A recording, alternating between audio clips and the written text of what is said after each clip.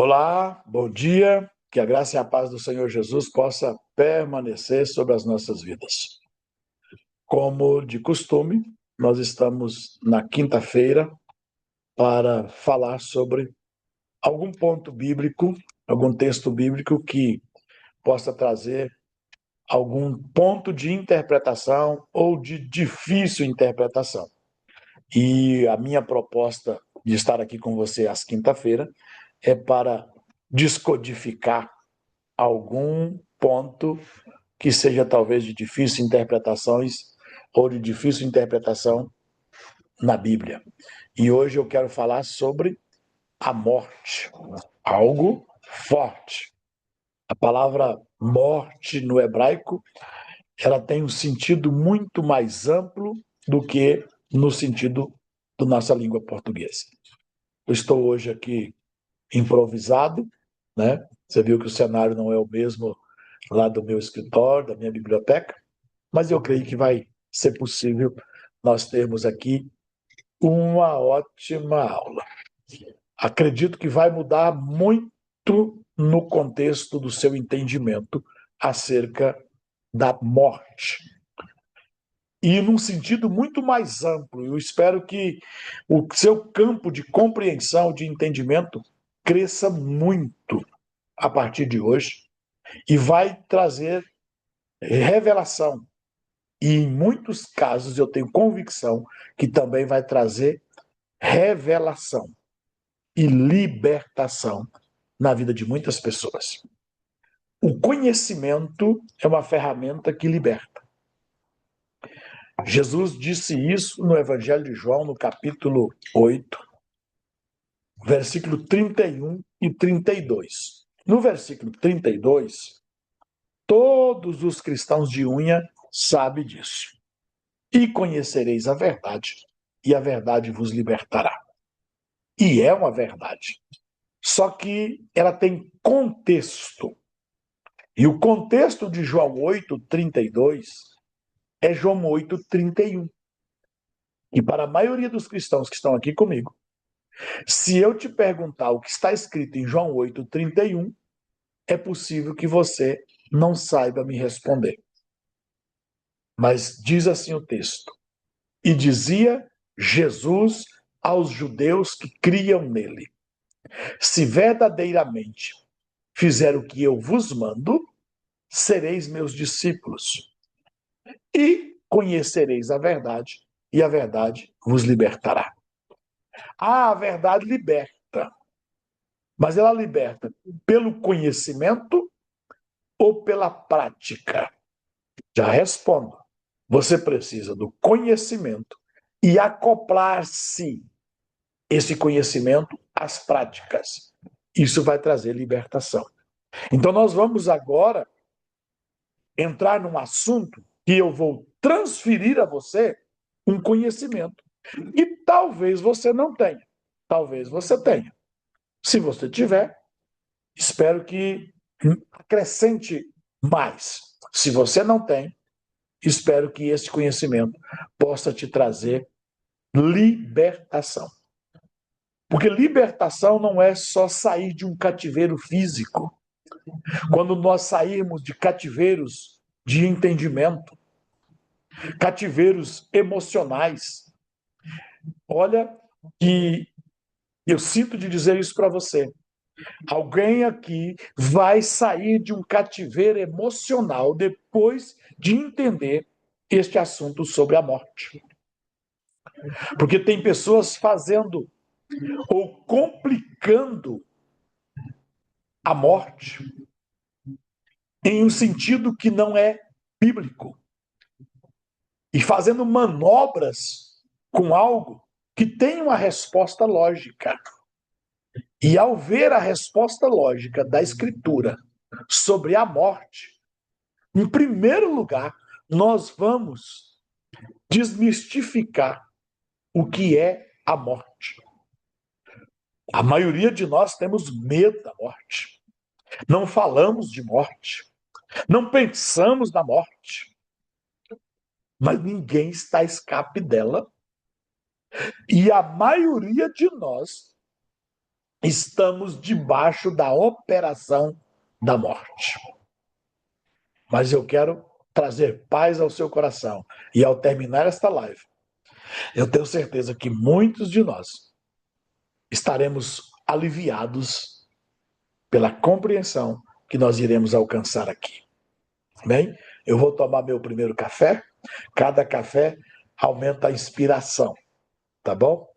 E enquanto isso, você prepare o seu coração, prepare a sua alma, esteja disposto a ficar até o final. Eu não gosto de tocar num assunto e deixar ele permeando no ar. Eu sou enfadonho nos meus ensinos, porque os meus assuntos são lógicos. Café é sem açúcar, tá? Alguém colocou aí sem açúcar.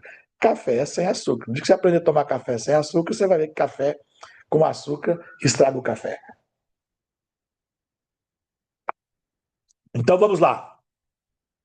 Hoje eu quero motivar você a compreender e abandonar a maioria das ilusões que existe sobre a morte. Porque quando a maioria das pessoas ouve a palavra morte, imediatamente pensa em cemitério, pensa em caixão, em um último suspiro, em um corpo estendido sem vida. Isso é a visão que nos vem normalmente quando falamos em morte. Mas a Bíblia não começa falando de morte dessa forma. A Torá apresenta uma visão muito mais profunda sobre a questão morte. Uma visão que muda completamente a forma como entendemos a vida. O pecado, como entendemos a redenção e até mesmo a nossa caminhada diária com Deus. Quando o Eterno disse a Adão, no dia em que dela comeres, certamente morrerás. E aqui tem um enigma, por quê? Porque Deus diz para Adão, se você comer da árvore do conhecimento do bem e do mal, da qual eu não quero que você coma, no dia que você comer, você vai morrer. E eu leio a Bíblia, você lê a Bíblia, e você percebe que Adão comeu. É verdade, ele foi corrigido porque comeu. Mas ele não tomba no mesmo dia. Adão não caiu morto naquele instante. Seu coração continuou batendo. Seus pulmões continuou respirando. Seu corpo continuou funcionando. Então surge uma pergunta inevitável. Se Adão não morreu fisicamente naquele dia, o que exatamente morreu? E é aqui que começa uma das revelações mais profundas das Escrituras. Os sábios de Israel, do qual algum conhecimento que eu tenho, são da literatura, da cultura, o pouquinho que eu já estudei, eu encontrei em um Midrash. O que é o Midrash, bispo? Midrash é você ter um texto da Escritura. Por exemplo, se você tiver uma Torá azul aí na sua casa, de uso pessoal, que contém só os 5 livros de Moisés, alguns históricos e alguns proféticos, que é chamado de Torá, ou se você tiver um Taná, que é de Gênesis a Malaquias, em ordem cronológica, você vai abrir a Bíblia e essa Torá e vai ter um texto escrito na Torá nossa, né? Um texto escrito em hebraico, o mesmo texto traduzido em português. E embaixo, toda a Torá tem um comentário sobre o texto que você leu, tem um comentário. Se você tem uma outra Bíblia comum, Bíblia comentada, por exemplo, você vai dizer o comentário desse texto. Ou se você tiver alguma literatura que seja comentários bíblicos, fulano de tal e o comentário bíblico tal. Tem muitos comentários bíblicos famosos. No hebraico, isso vai se chamar Midrash, ou Midrashim, que Midrashim seria a palavra para os comentários. Então, num dos Midrashes da Torá, eu encontrei no Talmud, que é um comentário sobre um texto, e esse texto que certamente morrerás.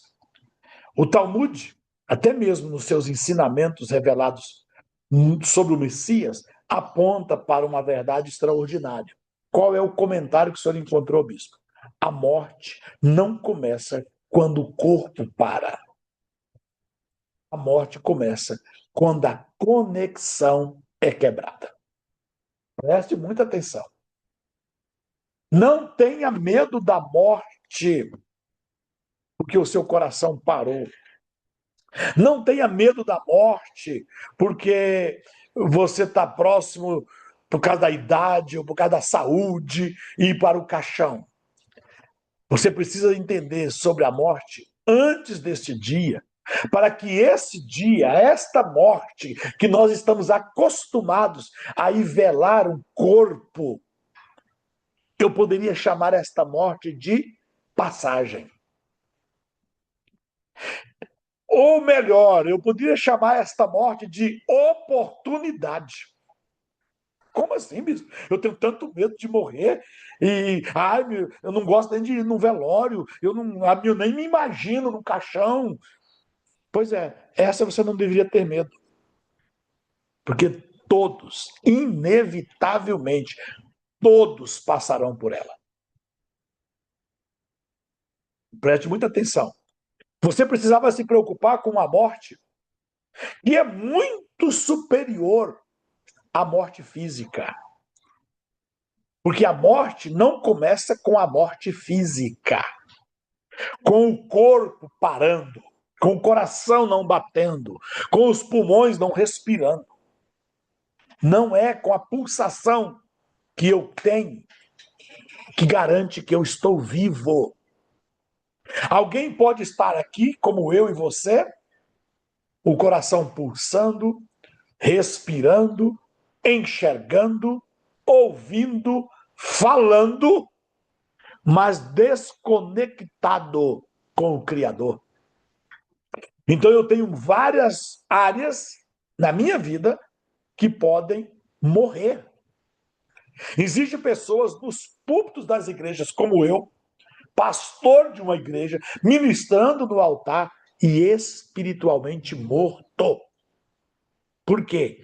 Porque a vida que ele leva prova pela Escritura que ele não está conectado com o Criador. E quando Deus disse para Adão, não coma, porque no dia que dela comer, certamente morrerás, Deus estava dizendo, Adão, no dia que você me desobedecer, é como se eu tirasse o plugue, desconecto você da tomada. E um aparelho eletrônico não deixa de ser um aparelho eletrônico porque está desconectado. Vou dar um exemplo. Olha aqui, cabo de alimentação do notebook está aqui na minha frente. Está aqui, ó. Eu tirei, desconectei. Ah, mas a bateria está 99% carregada. Ok. Mas ela não está carregando mais. Talvez, se eu não ligar o notebook, possa passar dias, meses, não sei quanto tempo esta bateria vai permanecer carregada, desconectada da rede elétrica. Depende do uso do notebook aqui, se eu permanecer ligado, mas desconectado, por poucas horas, ele vai desligar. Alterou o que no meu notebook? Tudo que é conteúdo permanece nele. O HD permanece o mesmo.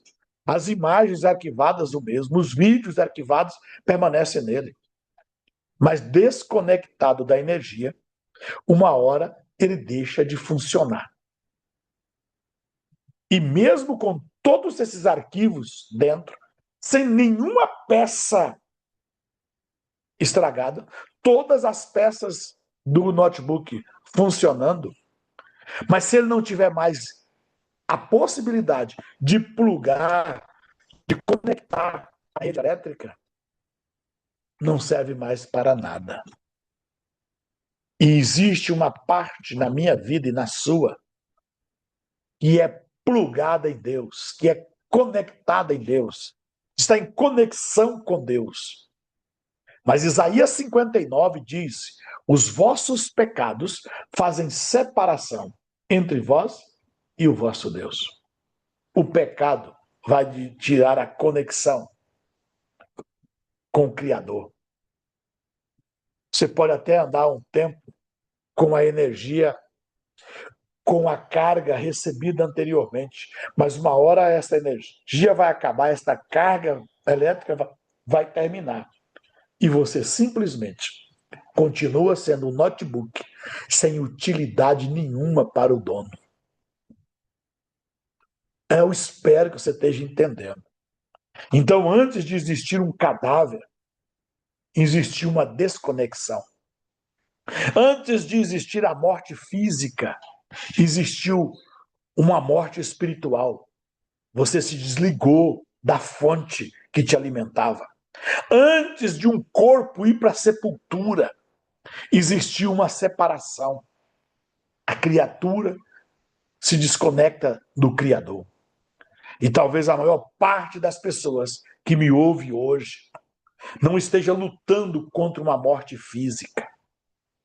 Talvez esteja lutando contra áreas da sua vida que estão morrendo por falta de conexão com o Criador, de falta de conexão com a palavra, de falta de conexão com o Espírito Santo. Quantos relacionamentos estão morrendo? Quantos casamentos estão se destruindo, se desfazendo? Quantos ministérios não têm mais vida espiritual? Quantos sonhos não irão se realizar porque estão morrendo? Quantos propósitos já morreram? Quantos chamados ministeriais morreram? Porque tudo aquilo que parte da perda da conexão com a fonte da vida começa lentamente a caminhar para a morte. Hoje eu quero levar você para dentro da palavra de Deus e olharmos para a palavra morte, que no hebraico é mavet. A palavra mavet significa morte no hebraico, sendo também o nome de uma antiga divindade cananeia, mas eu não vou entrar neste assunto. Eu quero mostrar com as próprias letras hebraicas, elas escondem uma mensagem profética que o cristianismo romanizado nunca transmitiu para nós. Quero mostrar o que aconteceu no Éden, o que aconteceu no Êxodo, o que os sábios de Israel nos ensinaram. E como tudo isso aponta para uma verdade que pode transformar completamente a minha vida espiritual e a sua. Porque a pergunta desta live não é: você está vivo? A pergunta é: o que você está conectado? Ao que você está conectado? Porque a sua conexão pode estar sendo definida nesse exato momento. Ou você está conectado à fonte da vida, ou você pode estar se desconectando ou desconectado da fonte da vida.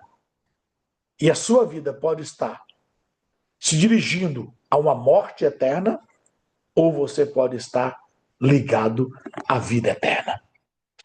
E eu creio que o Espírito de Deus vai nos conduzir ao entendimento profundo nesse dia. Então prepare sua Bíblia, prepare o seu coração e vamos mergulhar juntos nesta revelação. A morte não começa no fim, a morte começa na conexão. Por quê? Porque o segredo está na conexão. Se desconectar, começa a morrer. Eu gosto de observar que a Torá não diz apenas que Adão morreria. Ele mostra que ele entraria em um processo. Os sábios já explicam que o pecado não matou Adão imediatamente, porque Deus estava revelando um princípio espiritual. E qual é esse princípio? Primeiro morre a comunhão. Depois morre a sensibilidade. Depois morre a percepção da presença. E somente no final morre o corpo humano. Presta atenção. Deus diz: Adão, não coma da árvore do conhecimento do bem e do mal. De todas as árvores você pode comer livremente, mas essa você não come, Adão. Porque no dia que você comer, certamente morrerás. Adão comeu. E você sabe que depois que Adão comeu, a história vai mostrar que Adão ainda vai viver 950 anos. Mas Deus não prometeu que ele morreria? Aí é que está. A morte não é um ato, a morte é um processo. As pessoas estão com medo do último processo, do último ato, que é quando esse corpo parar. Quando esse corpo parar e precisar ser voltado à sepultura, levado novamente à terra, as demais fontes não terá mais oportunidade de reaver, de consertar, de reparar. Por isso eu tenho que me preocupar com a morte antes da morte física. Por quê? Vamos falar de algo espiritual para você compreender as demais áreas. Quando eu peco, a primeira coisa que vai morrer na minha vida é a comunhão com Deus. Você que já perdeu um amigo por algum mal entendido, vai entender o que eu estou falando. Você que já perdeu um casamento, vai entender do que eu estou falando. Você que perdeu um relacionamento, vai entender o que eu estou falando. E existe relacionamentos que se acabaram, morreram. Existe ministérios que morreram. Existe amizades que morreram, que você não sabe explicar. A questão é que antes nós éramos próximos. Antes nós tínhamos comunhão. Antes nós éramos amigos. Mas aconteceu alguma coisa, uma fala, um ato, um gesto, uma brincadeira, uma discussão, e interrompeu a comunhão naquele nível. Você continua a sua vida, a outra pessoa continua a sua vida, você continua a sua vida, aquele ministério continua aquela vida, você continua a sua vida, o ex-marido, o ex-cônjuge lá continua a vida dele. Mas morreu entre nós a comunhão. Por quê? Porque a primeira morte vai roubar de nós a comunhão. Quantos crentes, preste atenção, quantos cristãos que vivem na igreja, fazem todos os papéis de um cristão, mas se você perguntar para ele se ele tem a presença de Deus, ele não sabe explicar. Se você perguntar para ele se ele ouve Deus, ele não sabe explicar. Se você perguntar para ele se ele mantém comunhão com Deus, ele não sabe explicar. Por quê? Porque ele não se relaciona com Deus por comunhão, ele se relaciona com Deus por serviço. Então ele ora, ele jejuma, ele lê a Bíblia, ele cultua, ele adora, ele canta, ele dança, ele bate palma, ele glorifica, ele vai no culto, ele vai na vigília, ele toma ceia, ele dá o dízimo, tudo isso sem comunhão. Ele é um cristão que apresenta apenas serviços a Deus. E um relacionamento não pode perder a comunhão. Um casamento, duas pessoas ligadas pela vida sexual, se perder a comunhão, irmão, vira dois estranhos dentro de uma casa. A comunhão fala daquele momento íntimo. A comunhão fala de intimidade. A comunhão fala de um adentrar no outro. A comunhão é tornar-se tudo em comum. Eu tenho comunhão conjugal com a Rosana Seidel. Ela me pertence. Eu pertenço a ela. Nós estamos hoje separados de distância. Eu estou em Goiânia e ela está em Primavera. Mas mantemos a comunhão. Ela me deseja. Eu desejo estar com ela. Eu desejo ela. eu sonho com ela, eu penso nela. E quando eu penso nela, eu penso sempre com alegria, com gozo, com prazer. Eu amo a minha esposa. Eu tenho comunhão com ela. E nesta comunhão, nós temos momentos de intimidade. Que isso só acontece entre marido e mulher. Se não for numa aliança de casamento, essa intimidade se torna pecado. Então, dois solteiros podem viver uma comunhão em outros níveis da alma. Eu e a Rosana temos comunhão conjugal. Isso nos dá o direito de intimidade. Em uma amizade, existe níveis de intimidade de uma amizade. No ministério, existem níveis de intimidades no ministério. Mas quando pecamos, o primeiro nível que se corta é o nível da comunhão. E sem comunhão, jamais se chega à intimidade. E sem intimidade, morre qualquer relacionamento. Porque a intimidade é o alimento que mantém a comunhão. Então, se eu tiver amizade com você, mas não tiver intimidade com você, a nossa amizade desfalece com o tempo. Ah, eu sou amigo. Qual foi a última vez que vocês sentaram para conversar? Qual foi a última vez que você teve uma liberdade de estar juntos com esse amigo? Ah, não tem. Faz 10 anos. Pois é. A falta de comunhão matou a amizade. Ah, nós éramos amigos há 30 anos atrás. Ah, é meu amigo de infância. Mas quanto tempo que você não tem mais comunhão com ele? Ah, tem 20 anos que eu não enxergo ele. Engraçado, você acha que tem amizade aí ainda? Não, quando vocês se encontram, são estranhos, com lembranças do passado. Mas se fala de um passado, aonde vocês mantiveram comunhão. Mas agora são duas pessoas novamente se conhecendo, que ainda não têm intimidade. Quantas pessoas que estão vivendo na fé, com as experiências do passado. Quantas pessoas que estão vivendo um casamento, com as experiências do passado. Quantas pessoas que estão vivendo no ministério, com as experiências do passado.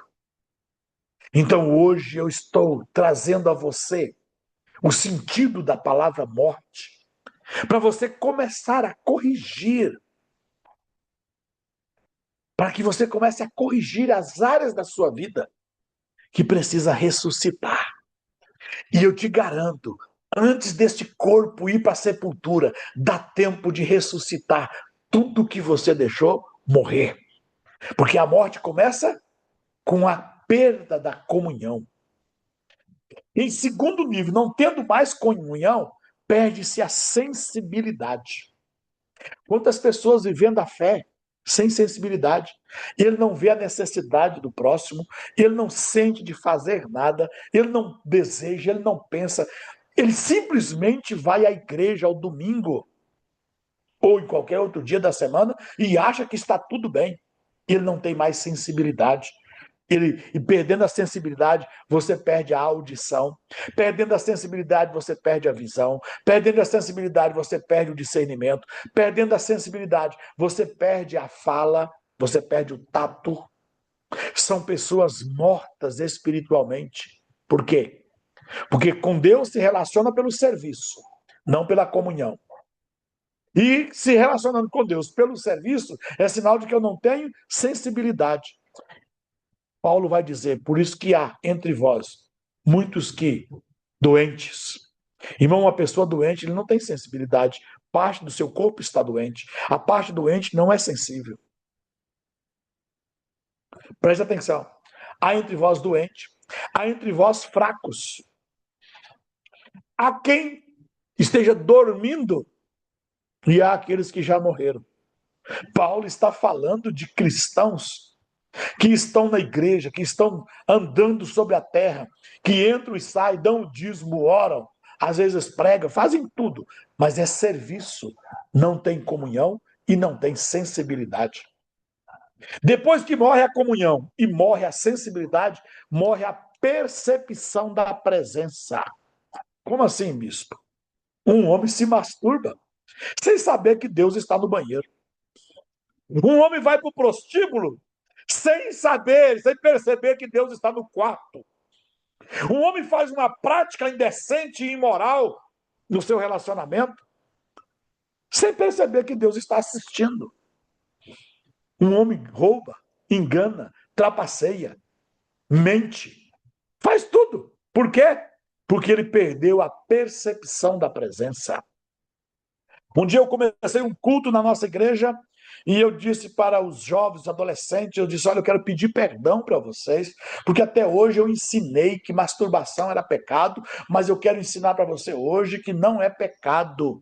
Você pode se masturbar à vontade. E eles ficaram todos como você agora, né? Pensando, que loucura é essa que esse pastor falou? Eu falei, você pode se masturbar à vontade, desde que você chame seu pai e sua mãe para assistir. Eu te pergunto, você convidaria seu pai e sua mãe para assistir você se masturbando? Não. E por que as pessoas se masturbam? Porque eles perderam a percepção da presença de Deus. Por que você assiste um filme pornográfico? Porque você perdeu a percepção da presença de Deus. Por que você faz sexo anal? Porque você perdeu a percepção da presença de Deus. Por que você mente para um semelhante? Porque você perdeu a sensibilidade da presença de Deus. Por que você compra e engana no comprar, no pagar? Porque você perdeu a percepção da presença de Deus. Então, antes desse corpo físico morrer, Deus estava avisando Adão, Adão, não peca não, Adão. Porque se você pecar, vai morrer a nossa comunhão. Adão, se você pecar, vai acabar entre eu e você a sensibilidade. Você não vai me sentir mais. Você não vai me perceber mais. Adão, se você persistir no pecado, você vai perder a percepção da presença. E aí você vai entender por que Deus chega no jardim perguntando: aonde estás, Adão? Não era Deus que não sabia onde Adão estava. Era Adão que não sabia onde Deus estava. Quantas vezes, presta atenção nisso, que você perguntou, falando ou pensando, aonde Deus está? Por causa de uma situação que você estava passando. Deus não está vendo. É Deus que não está vendo, ou é você que não está vendo Deus mais nessa situação? É Deus que te abandonou ou você perdeu a comunhão, a sensibilidade e a percepção da presença de Deus? O meu amigo, pastor Adeildo Silva, lá de Portugal, escreveu um livro extraordinário, Onde Deus Está.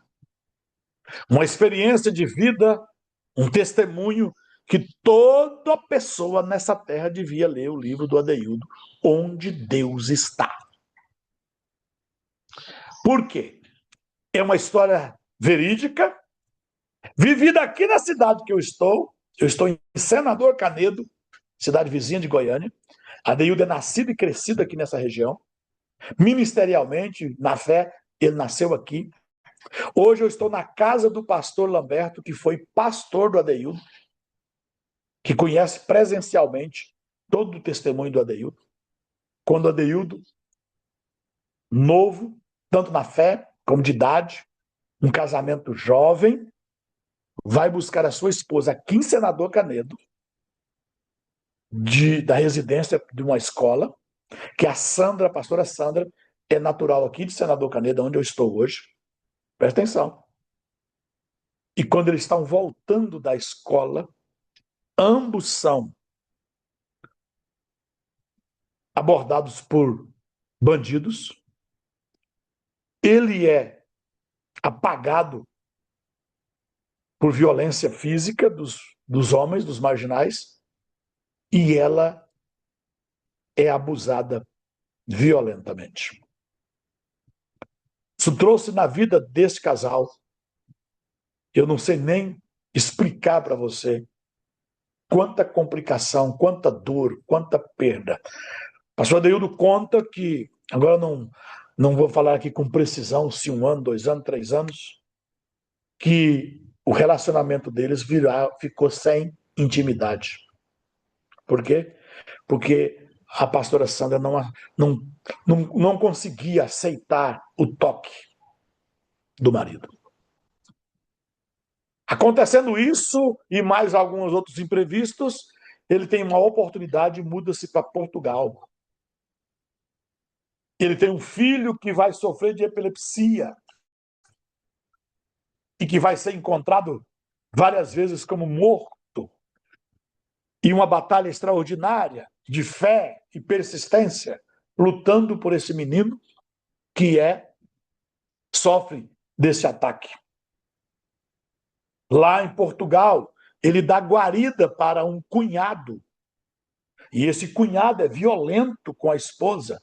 E um dia Adeildo vai interferir no conflito familiar, né? Cunhados, e é esfaqueado pelo cunhado. Toma uma facada nos pulmões. Isso eu acompanhei. Esse ponto eu já estava fazendo parte de amizade e de conhecimento do pastor Adeildo. Adeildo é esfaqueado. Passa por morto. Depois ele descobre que um dos seus filhos foi violentado. Imagina como ficou a vida do Adeildo. E o Adeildo conta uma experiência. Ele não tinha o que comer.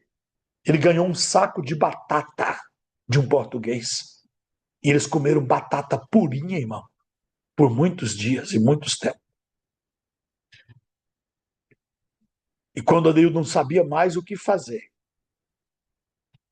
ele para no meio do asfalto, no meio da rua, ajoelha no chão e pergunta: Deus, onde está Deus? Onde Deus está?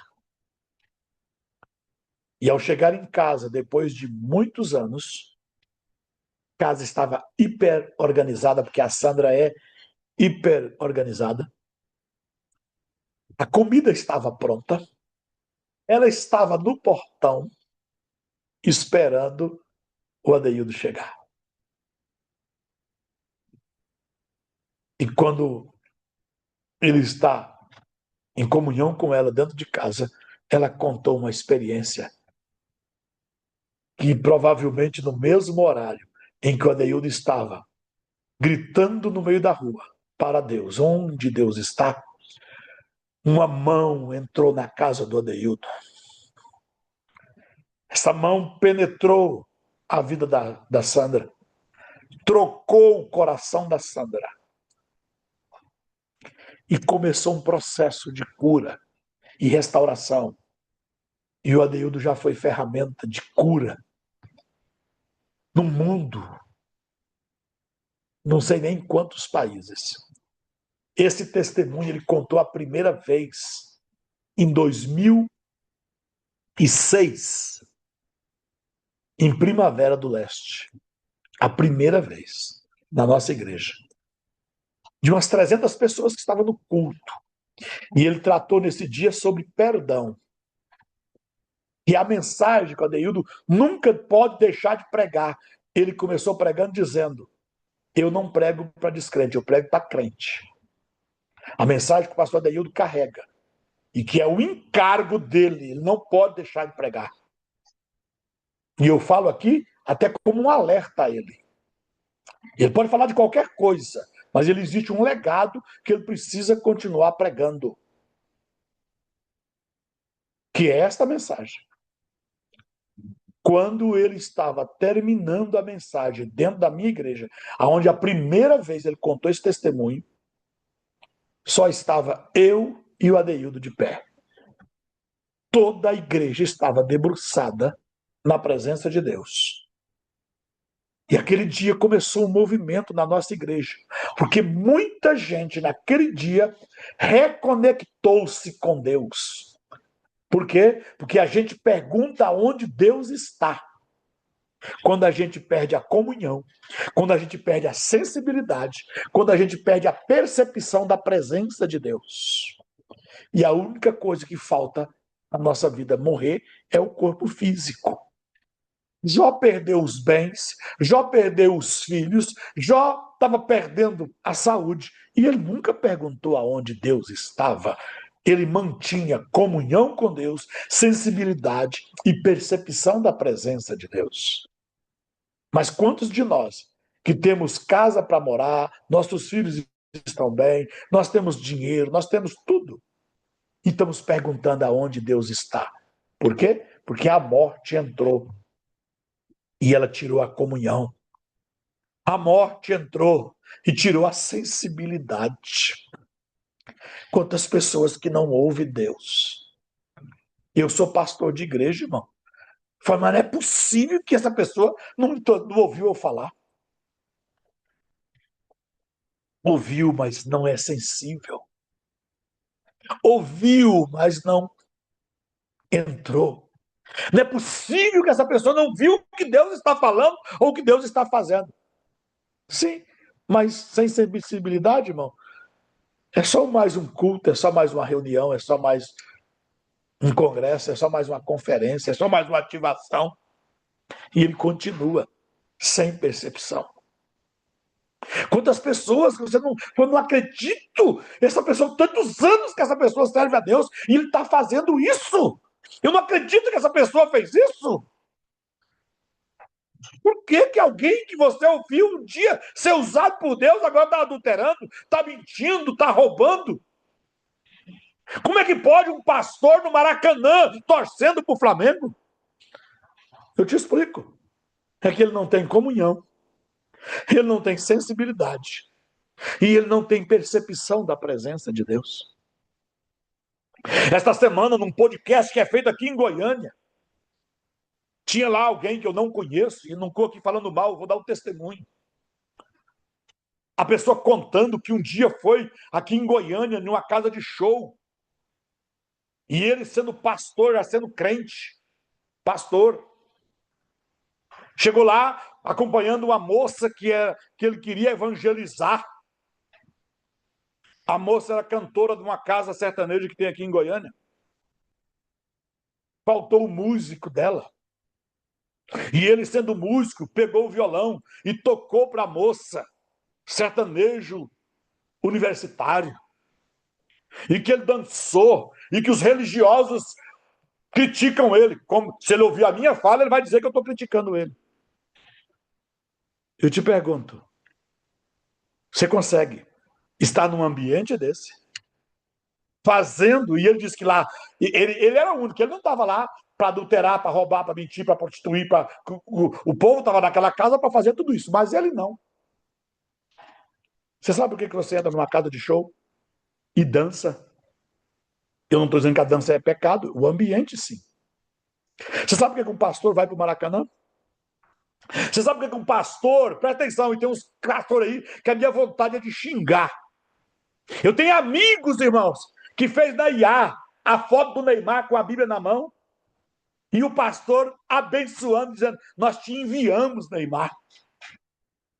Pastores orando para o Neymar ser convocado para ir para a seleção brasileira. Eu te pergunto, quantos jogos da seleção brasileira Deus vai estar presente? Qual é o nível de sensibilidade de alguém que não muda de profissão? Eu vou dizer do Luciano Camargo. Glória a Deus que ele é crente.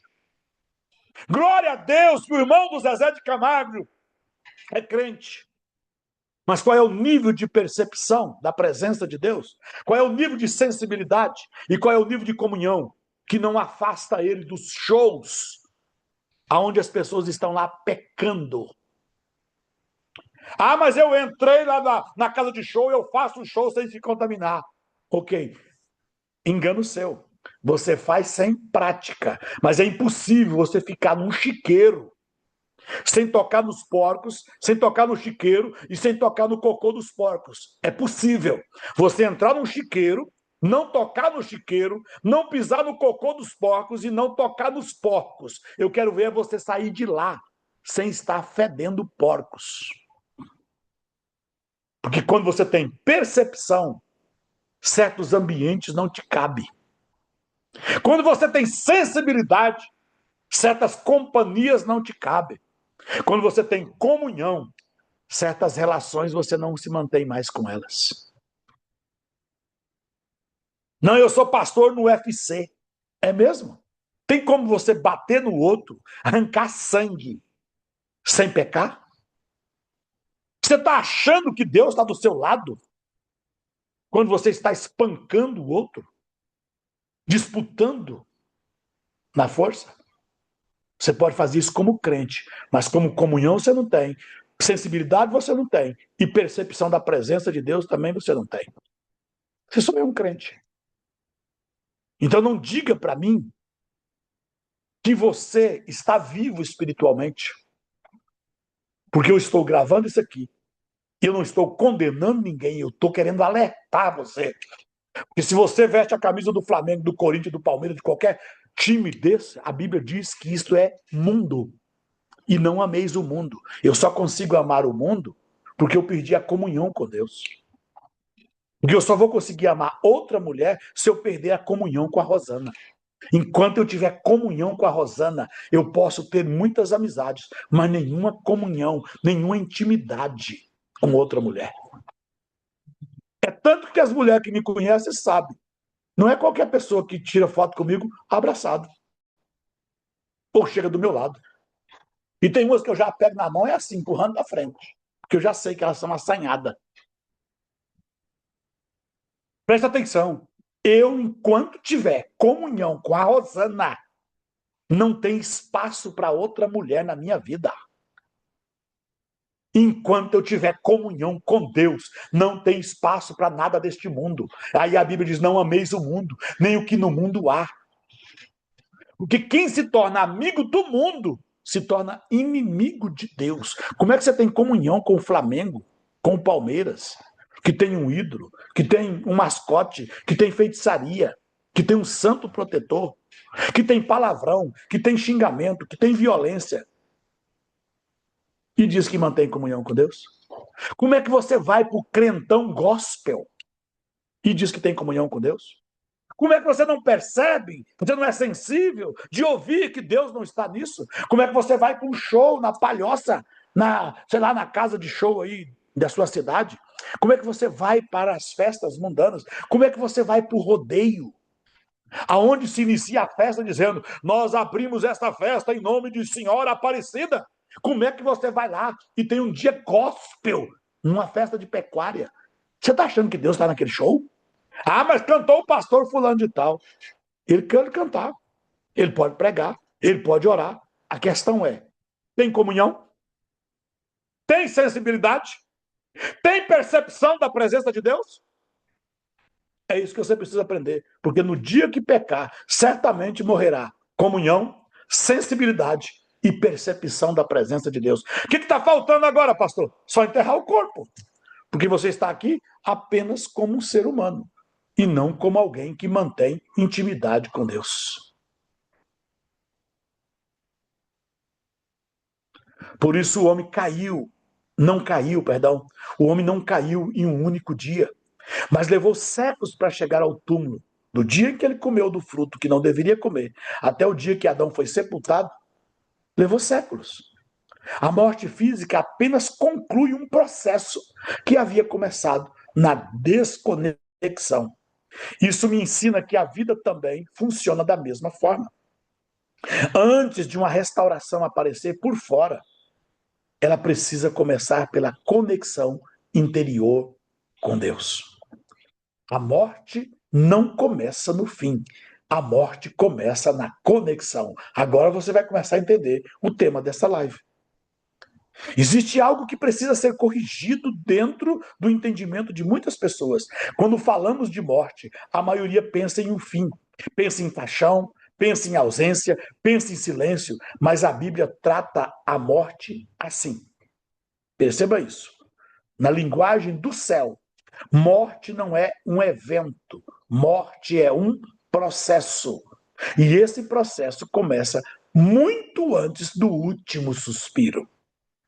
Eu gosto de observar que desde o primeiro capítulo da Torá, quando nós lemos a palavra de Deus, Deus revela uma compensação ou uma compreensão melhor da morte. E é uma compreensão completamente diferente daquilo que os homens normalmente possuem. Para nós, a morte começa quando o corpo para. Para Deus, a morte começa quando a conexão com a fonte da vida é rompida. Quando eu leio Gênesis, eu percebo que Adão continuou respirando depois do pecado. Seu coração continuou batendo. Seus olhos continuou vendo. Mas algo fundamental já havia morrido. A comunhão foi corrompida. A comunhão foi rompida. A intimidade foi quebrada. O homem ainda estava vivo biologicamente, mas já havia entrado no processo de morte há muito tempo. O sábio judeu ensina que a verdadeira vida não é definida apenas pela existência física, mas pela conexão com Deus. Por isso, quando eu leio o Talmud, e lá eu encontrei uma afirmação que os justos que escreveram diz que mesmo após sua morte física, continua sendo chamado vivos por causa da ligação com o eterno. Enquanto o perverso, mesmo durante sua existência física, são considerados mortos por estarem desconectados com a vida. Preste atenção, eu encontrei essa discussão no Talmud, essa linha de pensamento. Por que Deus diz, eu sou Deus dos vivos e não dos mortos? Vou traduzir da maneira mais simples que eu consigo. Eu sou Deus de quem está conectado comigo e não dos desconectados. Então existe gente que está respirando aqui sentado como eu e você, que para Deus está morto. E alguém que você levou, segurou na alça do caixão, você conseguiu colocar lá na sepultura, e Deus o considera vivo. Porque mesmo depois que o corpo não tem mais vida física, esta pessoa continua conectado com Deus pela eternidade. Enquanto que existem pessoas que estão respirando aqui e não estão conectados com Deus. É isso que Deus considera morte. Eu aprendo uma verdade profunda aqui. A morte não começa quando o homem deixa de respirar. Ela começa quando ele deixa de permanecer conectado com aquilo que produz a vida. Foi exatamente isso que aconteceu no Éden. Observa que antes da queda de Adão, Adão vivia envolvido pela presença divina. De uma maneira tão direta. Sua identidade, sua segurança, seu propósito estavam completamente ligados ao Criador. Quando essa conexão foi rompida, a morte iniciou seu trabalho. Primeiro, surgiu o medo na vida de Adão. Depois surgiu a vergonha. Depois surgiu a culpa. Depois o afastamento. Somente séculos mais tarde veio o túmulo. Isso me ensina que a morte sempre trabalha de dentro para fora. Ela aparece primeiro no espírito, depois na alma e, finalmente, leva também-se o corpo. Por isso, a grande pergunta das Escrituras não é apenas se você está vivo. A grande pergunta da Escritura e desta live de hoje é: ao que você está conectado? Porque toda conexão produz um destino. E toda desconexão produz um processo. Se você está conectado com o pecado, seu destino é a morte. Se você está conectado com a Torá, seu destino é a vida. E se você desconectou-se da Torá, desconectou-se com Deus, começou um processo de morte na sua vida. Pode levar tempo para você ser sepultado. Mas espiritualmente, você pode estar morto. Quando eu observo os ensinamentos do Messias, eu percebo que ele constantemente falava sobre permanecer conectado. Olha o que está em João 15, versículo 5. Eu sou a videira, vós os ramos. Do que Jesus estava falando? de que eu preciso estar conectado nele. O ramo não morre porque alguém cortou o ramo em pedaços. Ele morre porque foi separado da videira. Tem gente culpando os outros pelo estado em que ele está. Mas Paulo diz que nem a morte, nem a sepultura, nem a profundidade, nem a altura, nem a nudez, nem nada pode nos separar, nada pode nos desconectar. Não é o que o crente falou de você, não é o que o pastor fez com você, não é o que a igreja fez com você que te dá o direito de você se desconectar. Escute aqui, seu desigrejado. Até quando você vai culpar os outros pelo seu estado? Se você tivesse mantido-se conectado com Deus, nada destas coisas seria problema. O problema na sua vida não foi o que fizeram com você. O problema não foi picar os ramos. O problema é se o ramo se desconectar da videira. O que produz desgraça no ramo não é se você cortou ele em pedacinho. Não. É se ele está desconectado da videira. O ramo não morre porque alguém cortou ele em pedaços. Ele morre porque foi separado da videira. A sua vida não está mal porque um pastor errou com você. A sua vida não está ruim porque a igreja errou com você. Não, está mal porque você se desconectou de Deus por alguma razão. E quando eu estou desconectado de Deus, todas as coisas me abalam, todas as coisas me ferem, todas as coisas me machucam, até o bem que alguém faz para mim, se eu estiver longe de Deus, esse bem vai fazer mal. Mas se eu estiver conectado, agora você vai entender Romanos 8, 28. Porque todas as coisas contribuem para o bem daqueles que estão conectados em Deus. Vindo para Goiânia ontem, no meio do caminho, um acidente. Um caminhão com 4 tratores incendiados no meio da pista. E eu com o horário marcado para chegar, para trazer o Sérgio e o Cleito na clínica onde eles fizeram a cirurgia dos olhos. Eu levanto 3 horas da manhã para chegar no horário. No meio da estrada, para tudo. Você não vai para frente e nem para trás.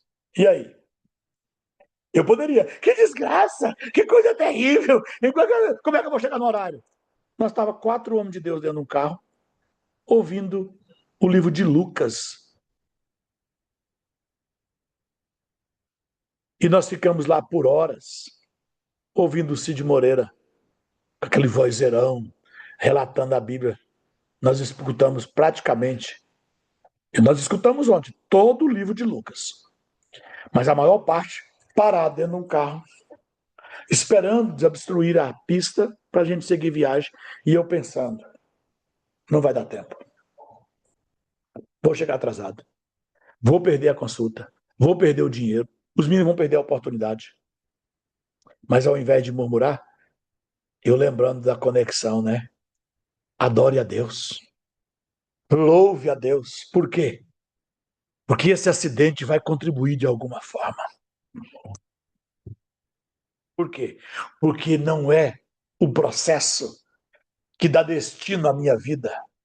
O que dá destino à minha vida é a conexão que eu estou, que está da onde eu estou usufruindo. Eu estou em Deus. Um acidente passa a ser um benefício. Uma perca passa a ser um benefício. Um momento de tristeza passa a ser um benefício. Olha, uma decepção passa a ser um benefício. Uma traição passa a ser um benefício.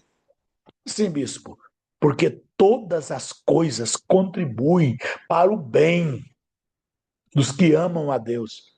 E só ama a Deus, irmão, quem está conectado. Não é quem acredita. Ama a Deus não é quem sabe que Deus existe, é quem está conectado com Ele.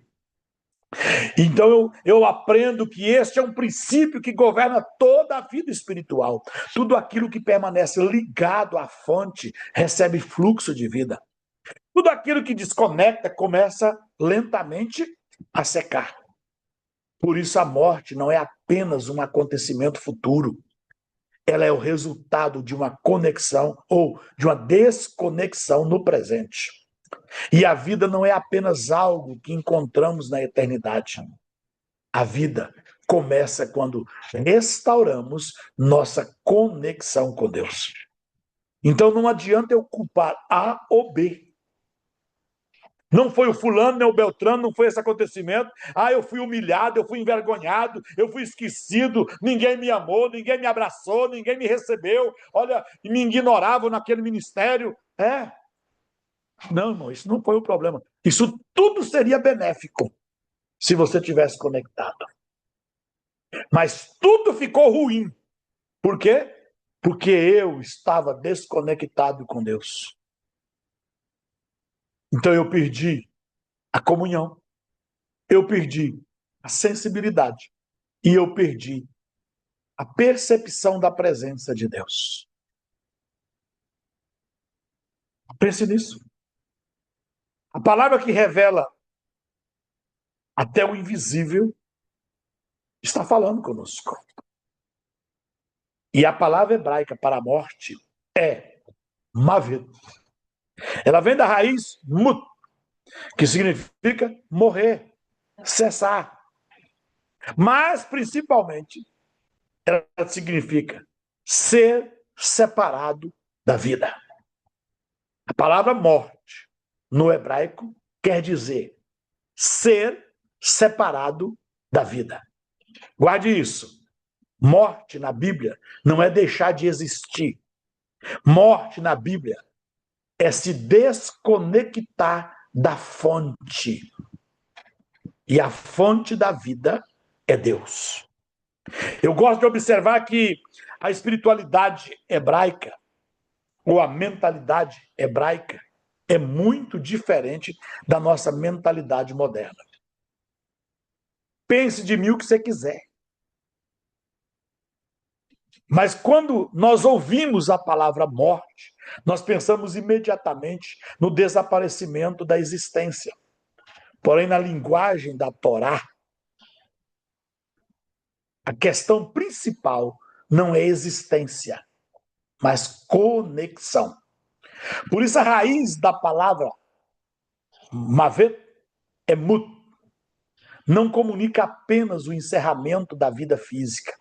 Ela aponta para uma ruptura, para uma separação, para um afastamento daquilo que produz a vida.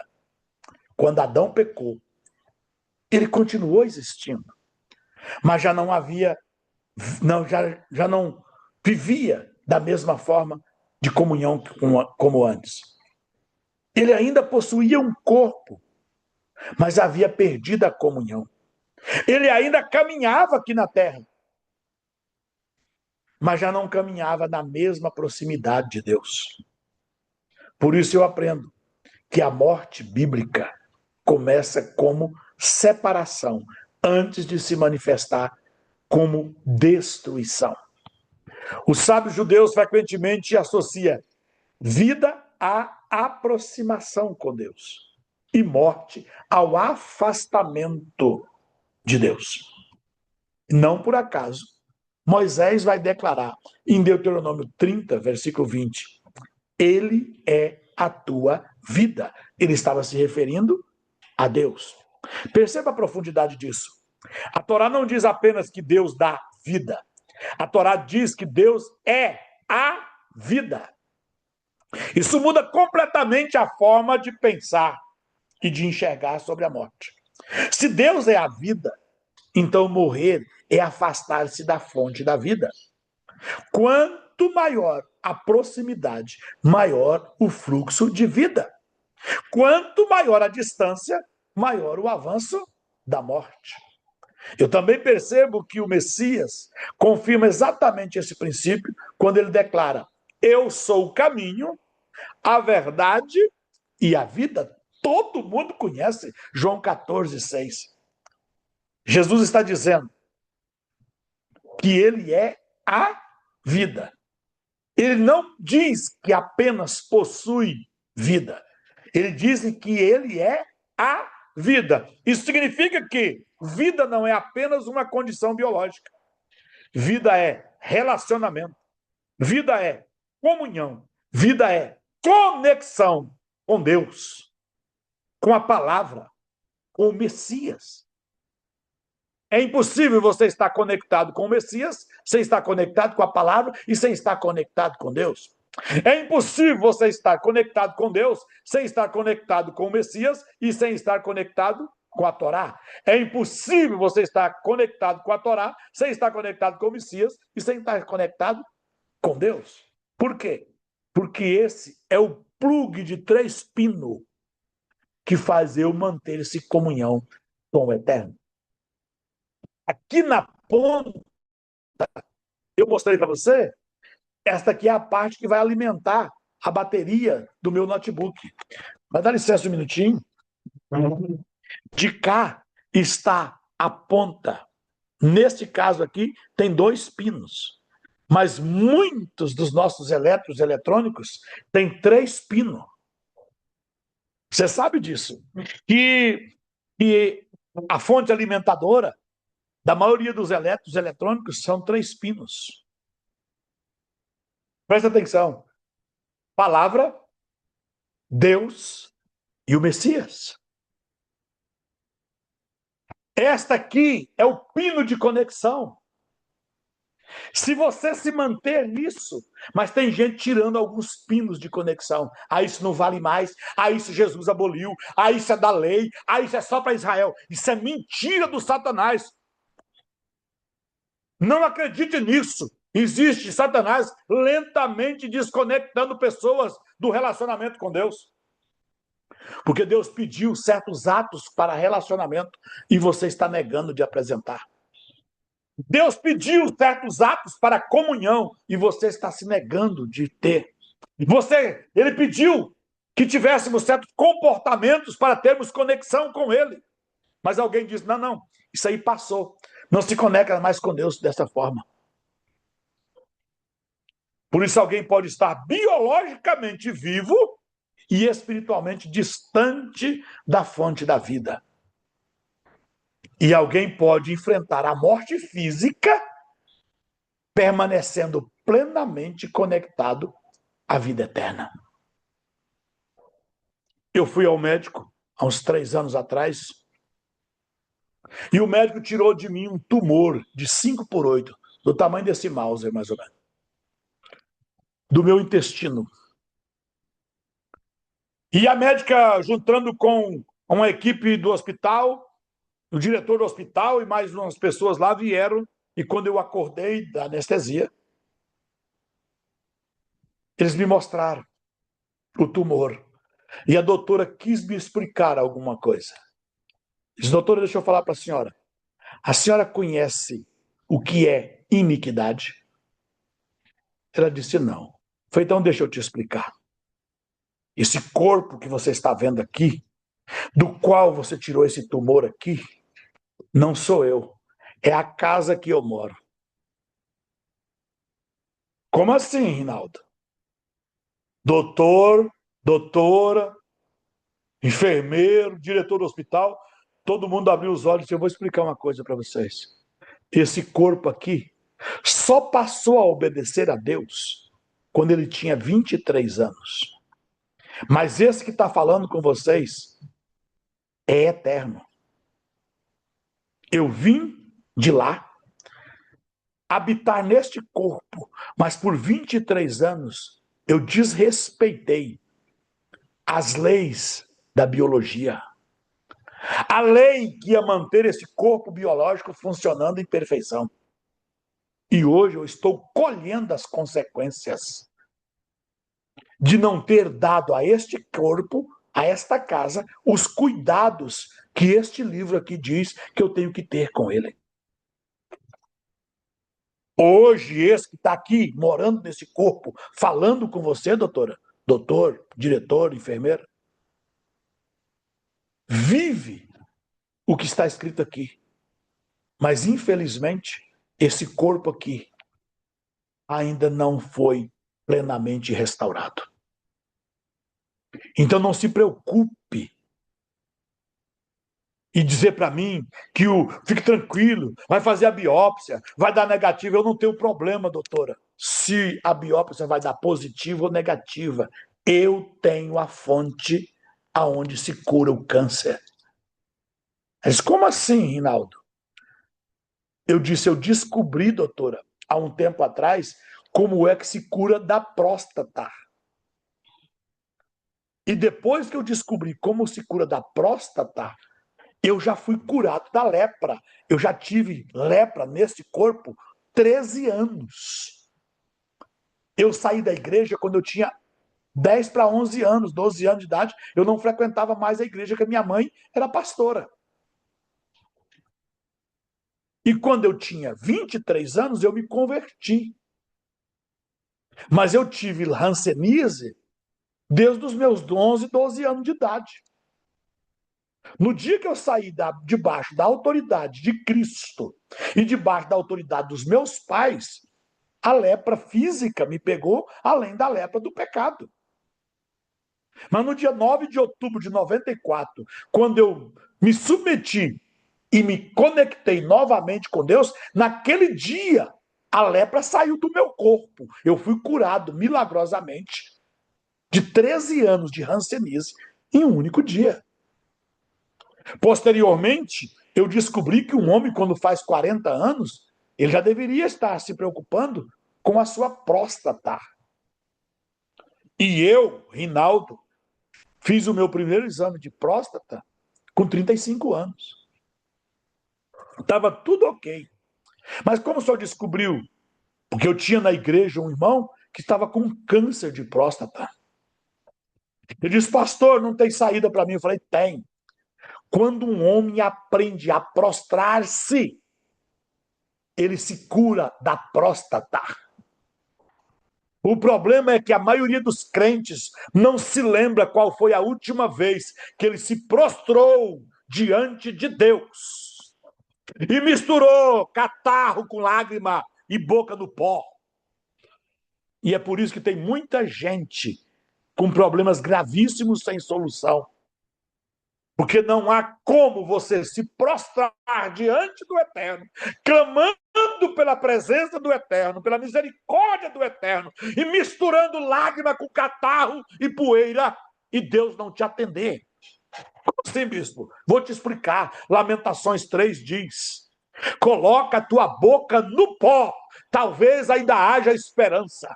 É impossível alguém que se curvar diante de Deus, quebrantado e contrito, e não se reconectar com Deus. Porque ele diz, ainda que os vossos pecados façam separação entre vós e vosso Deus, ainda que os vossos pecados sejam como o carmesim. A Bíblia diz que ele é perdoador dos nossos pecados. A Bíblia diz que ele levou sobre si as nossas iniquidades. E se confessarmos os nossos pecados, ele é misericordioso para nos perdoar.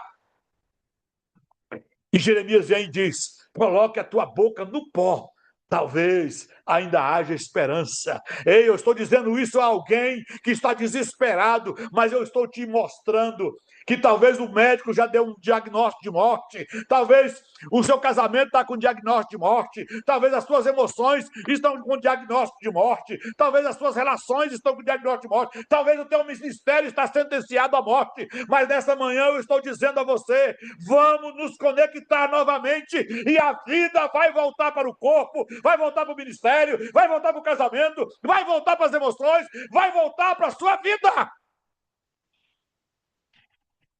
Mas será que você está disposto mesmo a se reconectar? Será que você está disposto a viver conectado?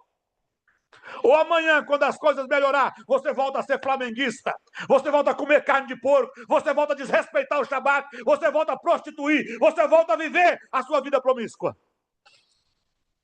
Isso é uma decisão sua, ninguém pode reconectar você a Deus. É você e Deus. Não é levantar a mão numa igreja e aceitar Jesus que te conecta com Deus. É viver debaixo da sua palavra. É viver os seus mandamentos. Como é que você quer ter comunhão com Deus se você nega os mandamentos de Deus? se você altera os mandamentos de Deus.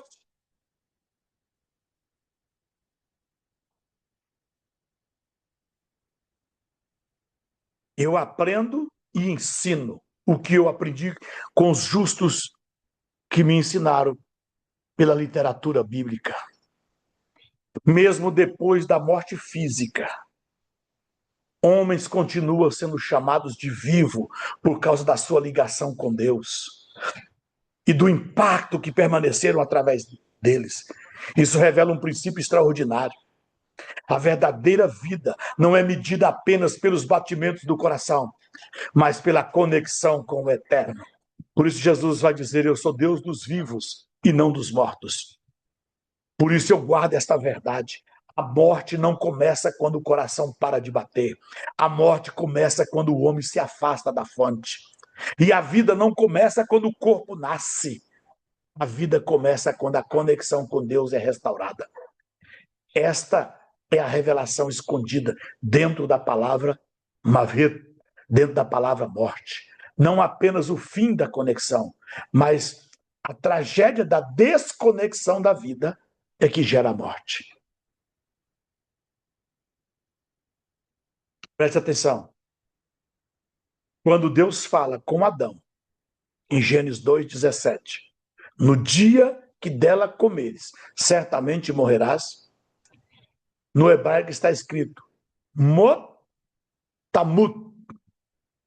morrendo, morrerás. Isso não é repetição, é intensidade. Adão, não coma, porque no dia que você comer, saiba disso, que morrendo morrerás.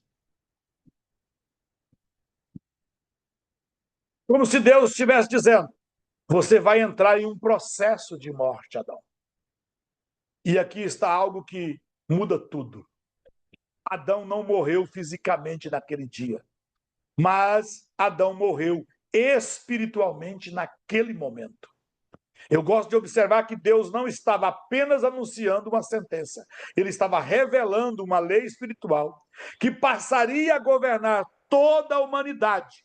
A expressão mamut não estava tratando de uma morte instantânea, estava apontando para um evento de um processo que começaria imediatamente quando você peca.